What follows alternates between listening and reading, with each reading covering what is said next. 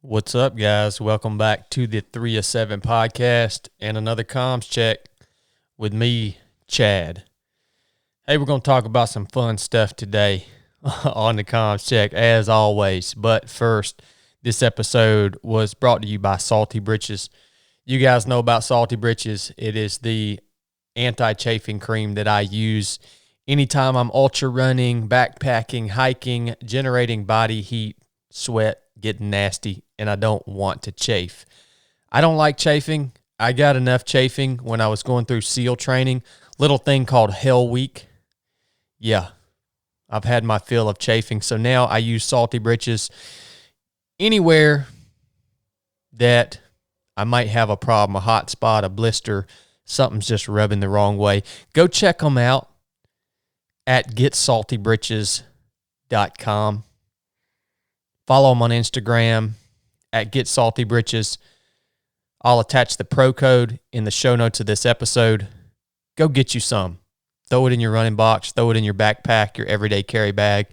It'll come in handy. I promise you. Thanks, Salty Britches. All right. It's been an interesting couple of weeks for me. I had my bout of coronavirus. You guys may have saw me posting about that on Instagram. Yeah, I got this mess. I know where it came from. I was kind of anticipating it, and when it hit, I knew I had it because I didn't feel good. I felt kind of achy, really fatigued, and just like you feel when you've got a virus. Anyways, I've had some issues, I guess, in my own head revolving around the social narrative and agendas surrounding this coronavirus. So I had to go out and sort some stuff out in my own mind. On day 5 of this mess, I went out and ran a marathon. And that was a cool experience. It was just a constant function check, constantly checking in with my body. I didn't know how it was going to respond. As far as I know, I'm the first person to ever run a marathon on purpose in the middle of the coronavirus. But that's not why I did it. It was mainly for me to take some power away from it and to, again, settle some of those negative emotions that I've had surrounding this whole situation. And it did. It really did. It was pretty cool. You know, gave me a lot of time to think and just really kicked that stupid virus in the butt. The days following that, definitely had a little respiratory distress. Whatever.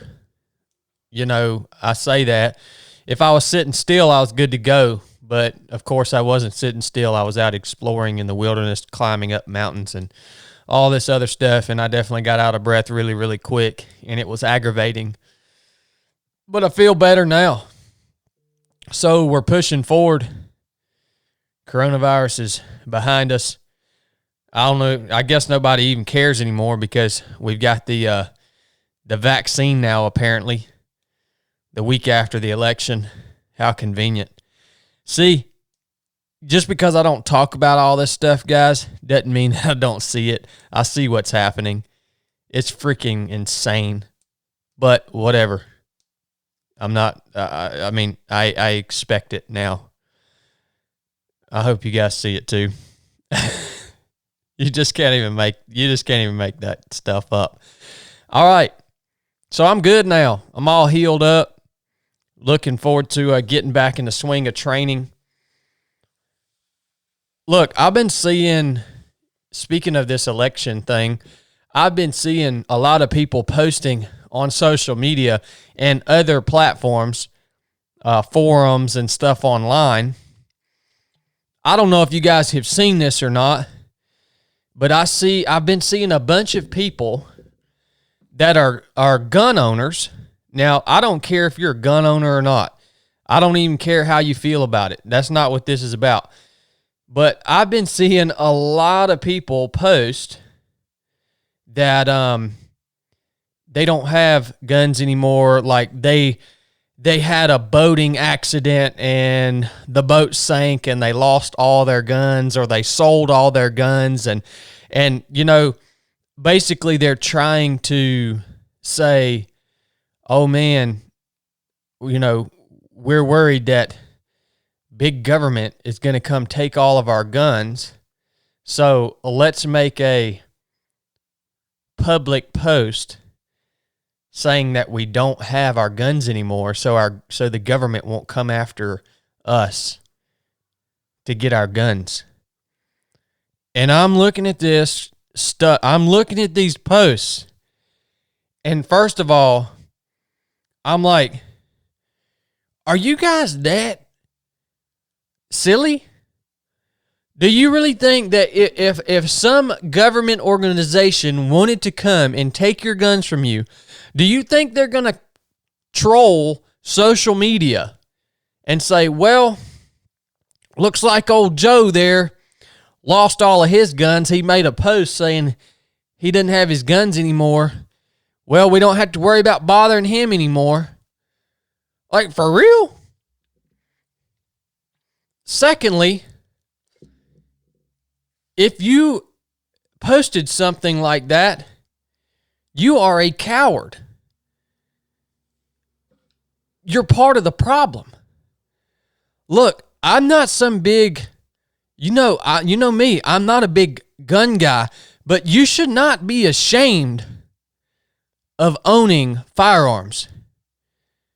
It is your right as an American, no matter what anybody says. It is your right as an American to own a firearm. Why is that? Because it's in our Constitution. It actually says a well-regulated militia being necessary to the security of a free state. The right of the people to keep and bear arms shall not be infringed. The right of the people to keep and bear arms shall not be infringed. So it doesn't matter what a politician says. It doesn't matter what your neighbor says. It doesn't matter what social media says. You should not be ashamed of owning guns, and you should not be worried about anyone coming to take your guns. And if you are worried about that, the answer is not to make some silly post that you don't have guns anymore, because that essentially is telling me that you're just a coward. I'm sorry. I had to get that off my heart. Why is it important for a free state to maintain a well-regulated militia of citizens that own firearms? Why is that important? Well, all you have to do is look at history and see why that's important. Right? You want to have the same capabilities as a free state. You want to have the same capabilities to defend yourself as people that might want to impose their will upon you have. Does that make sense? So if there were not any guns, if there weren't any firearms, if firearms didn't exist, I would be stockpiling swords and knives and whatever was available, whatever the capabilities of either an enemy or someone that could potentially want to impose their will upon me, I would want to have those same capabilities. If there weren't swords and knives, then I would be sharpening rocks, and I would be stockpiling sharpened rocks. All right? Look, it's your right. Don't be ashamed of it. Those posts were driving me crazy, man. I'm sorry. I'm like I say, I'm not some big Second Amendment this and that. I don't even identify with any of that crap. But it is my right as a free and sovereign human being. And I am not concerned about anybody coming to take those capabilities away from me. Anyways, that's enough on that. We could talk about that for a while. It just fires me up. I made a post yesterday, I think, or the day before, talking about an old tactic, a tactic older than, I guess, written history itself. The tactic is divide and conquer. So if you have on the battlefield, your enemy, if you can divide your enemy's forces, that is one of the most important things that you can do in order to achieve victory over your enemy. If you can divide their forces to where they can no longer work together, they can no longer communicate, they can no longer make decisions. If you can divide your enemy, it creates chaos in the enemy's camp, which makes them very easily defeatable. Now, a lot of people are like, divide and conquer, what? Are you telling us to divide and... No, I'm not telling you to divide and conquer. I'm telling you that is the tactic that is being used against humanity. That is the tactic being used against you. Divide and conquer. I've never thought that I would see the United States of America this divided. Like, my heart hurts. It hurts my heart for our country right now. What is happening in our nation? The division is astounding. We're losing the fight because we are allowing ourselves to be divided. And where there is division, there's no communication. There's no teamwork. There's no plan.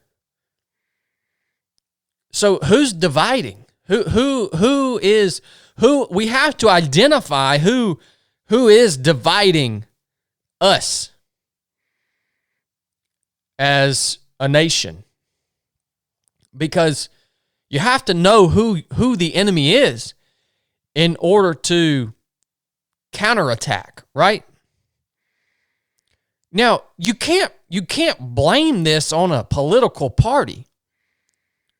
But both political parties and agendas divide. All of every leader that we have as a nation, whether it's Democrat or Republican or whoever, they are all dividing. I don't see that any of them are pushing for unity. The United States of America, that implies unity. So who's the enemy? Well, look, you better figure this out. I'm going to tell you who I think the enemy is. I think the enemy is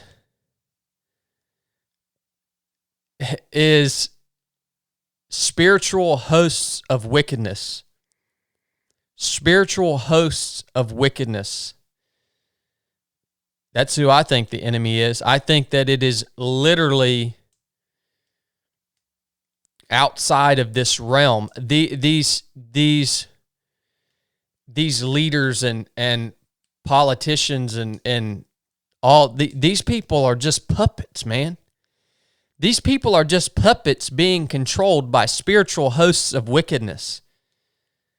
And you shouldn't hate them. You shouldn't be mad at them. They're just people, just like you and me. Unfortunately, they're being used as puppets to carry out the will of spiritual hosts of wickedness. See, our battle is not against flesh and blood. The more you have animosity toward these physical persons that you think are the source of the division, the less you're going to get accomplished. So who do you need to be focused on attacking? You need to be focused on attacking Satan and his kingdom. That's who you need to be focused on attacking. These arguments, these political arguments on social media and everywhere else surrounding this election, they are vicious, man. I'm talking about vicious. And you know what they're accomplishing? Nothing. They are accomplishing nothing. Because people are so worked up, they're so divided, they're so angry, they're not even able to hear any logic, or they're not even able to hear any other opinion that's not in agreement with what they've made up their mind to believe. So you, as a follower of Christ, stop battling against what you view as human enemies, physical bodies. You want to freaking change the game? Start doing stuff in order to combat the spiritual hosts of wickedness that are really in control. What does the Bible call Satan? The ruler of the air, right? The prince of the power of the air. This is his area of operations, is everything between the ground and our upper atmosphere. I hope you guys know how to combat him. How to combat him. It's pretty simple, actually.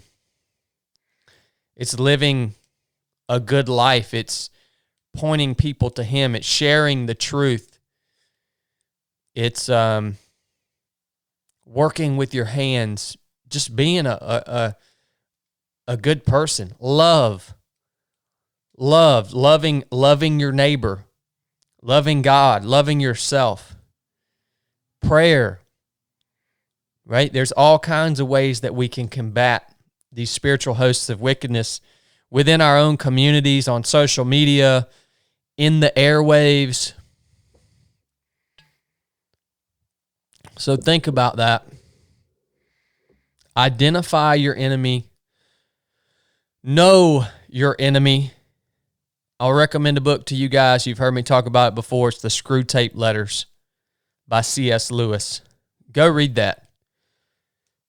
One of the most important aspects of being victorious over an enemy is knowing that enemy, knowing how they operate, knowing what their agendas are, knowing what their tactics are.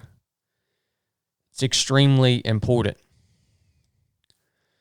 So do what you can every day to combat the division within humanity, really, not just our nation. We had an awesome call the other night on Resurrected. I forgot to hit record, so if you guys didn't get to join in live, I won't be able to post it for you because I forgot to hit record. I just checked my thing here to make sure I was recording this. Resurrected is new content that we're putting out for our VIP Patreon supporters. And on the first episode, I took the first episode. Blake will have this coming up Sunday, and then Nathan will have the following. But on the first episode, basically, we dug deep into quite a few topics. One of the main ones being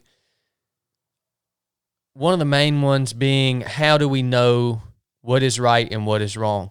How do we know what is right and what is wrong? I know that seems really simple, but to a lot of people in society today, the line between right and wrong is being blurred, and it's nearly indistinguishable, especially on some of the hot topics that are debated commonly in society. So how do you know what's right or wrong? You just look at the action, you look at the habit, you look at the lifestyle, you look at the choice, analyze it, and ask, what are the fruits of this decision? What are the fruits of this lifestyle? What are the fruits of this habit? What fruits does it produce? If it produces good fruit, then you can be assured that it is right, that it can go in the category of, okay, this is something that we can say is right. If it produces bad fruits, no good fruit can come from a bad tree, right? So if it produces bad fruits, then you can have confidence in saying, no, this is wrong. And telling your children, no, this is wrong. And telling anybody that asks you where you stand, no, this is wrong. You can do this with all different types of issues. What are the fruits of the issue? Now, we went extremely in depth during our conversation there on Resurrected, not only into that topic, but into quite a few other things. It was an awesome time. We ended by having, I think we had 42 people on the call. We had all 42 people join in prayer together there at the end of the call. And man, what a beautiful sound it is when 42 servants of Christ lift their voice to God in unison. What a beautiful sound it was. I'm just so thankful for our Patreon supporters, for you guys tuning in to Resurrected. I can't wait to see where it goes. I don't know what it's leading to, what the ultimate objective of Resurrected is. God just put it on my heart to do it, and I also needed something to give back to you guys that support this podcast on a monthly basis with your hard-earned money. So I hope we are delivering some valuable content to you guys. That's very important to me. Anyways, guys, man, that's a lot of stuff. We talked about my experience with coronavirus. I'm all good now. We got the vaccine the week after the election. What a coincidence. Don't be ashamed of your rights as an American. Don't be ashamed of owning firearms, and don't sit around and fear your government. Your government officials are actually servants. They're here to serve you. They're elected servants, man. Divide and conquer. The tactic that's being used against us. Identify your enemy. Who is our enemy? Spiritual hosts of wickedness. Attack them. I'm talking about a full frontal assault on the kingdom of Satan. Man, I know this sounds crazy to a lot of y'all. This is for real, though. Talked about Resurrected. Identify the fruits in order to determine whether an action, a habit, or a decision is right or wrong. The last thing I'll talk about is an announcement we just made to our mailing list people, something called the Proving Ground. That is an experience that we've built out for you guys coming in January. The Proving Ground. I'm freaking fired up about it.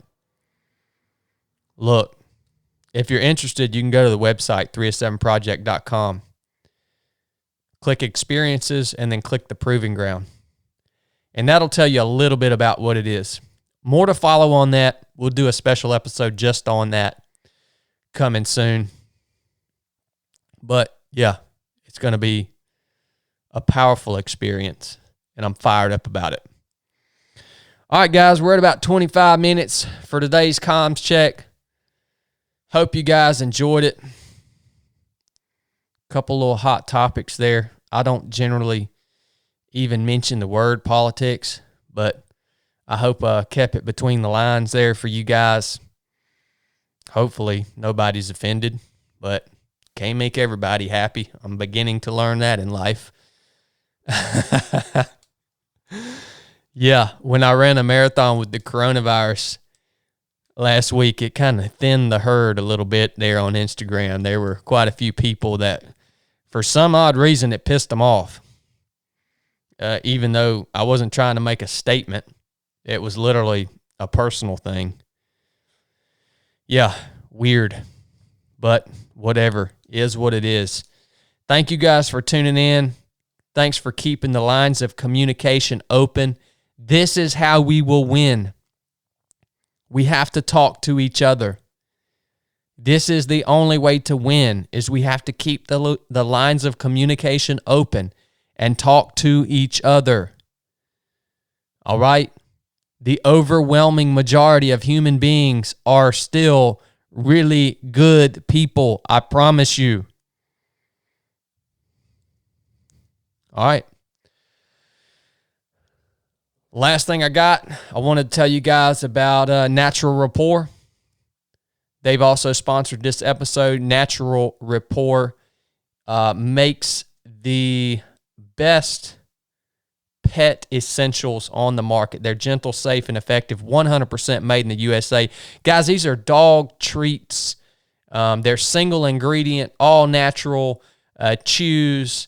They have a full line of no-bake soft chew supplements.